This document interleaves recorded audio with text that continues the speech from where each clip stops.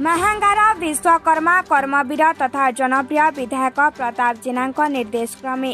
Block BJD सभापति राजकिशोर जेना कटक जिला Mahanga block श्रीकृष्णपुरा panchayat गस्त करी कुआपाड़ बजार हनुमान मंदिर परिसर अनुष्ठित आम ओडिशा नवीन ओडिशा कार्यक्रम जगदे नवीन सरकार विभिन्न जनकल्याणकारी योजना उपरि आलोचना करथिले।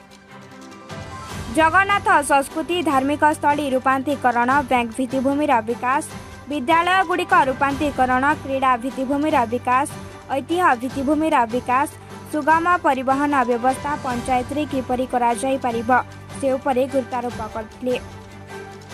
एथिरे ब्लॉक अध्यक्षा दीपा मल्लिक उपाध्यक्ष सत्यनारायण महंती सीडीपीओ प्रमोदिनी दास जिला परिषद सभ्या सुस्मिता दास सरपंच राजकिशोर बल जन सभापति निरंजन विश्वाल पंचायत बीजेडी सभापति राहस बिहारी विश्वाल पूर्वतन जिला परिषद सभ्य ऋषिकेश साई धनेश्वर सेनापति विजय स्नेहा ऋषिकेश दलई विवेकानंद साहू चारुलता निहाण कविता दास मंजुलता जेना झरणा काहाली श्रीकांत दास समेत बहु बीजेडी कर्मकर्ता और ब्लॉक कर्मचारी माने उपस्थित थे।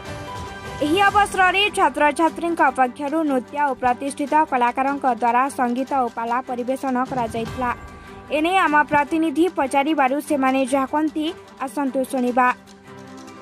पूर्वड़ी साइरोजीप रमेश साहू का रिपोर्ट संग्राम टीवी।